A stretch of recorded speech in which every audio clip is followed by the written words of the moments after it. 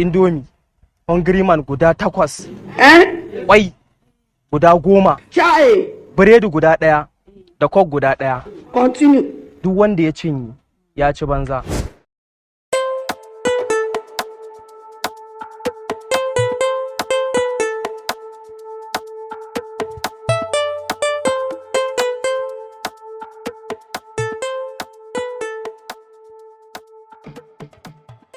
Yes.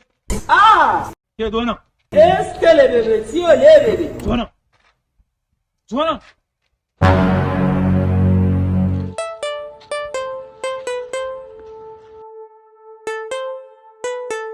Kina wani tafiya a hankali ne?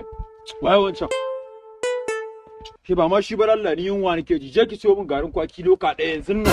Baka ina da siga. Ki so ni fa na fara cin abinci da ban koshi ba zan ƙara. Akan ki sa biyo ki fa.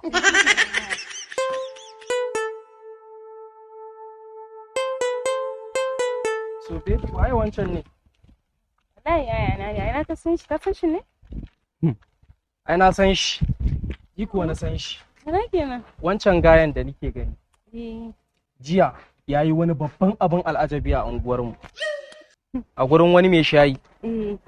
Aka sa indomi hungry man guda 8, kwai guda 10, biredi guda 1 da coke guda 1. Continue. Duk wanda ya cinye ya ci banza.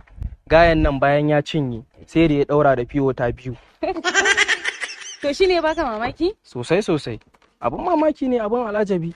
To ai mu wannan din gidanmu kenan. Ai mu gaba ɗaya haka muke. Baka ji sunan gidanmu kenan, gidan Cinyau. Indai abinci ne kawai.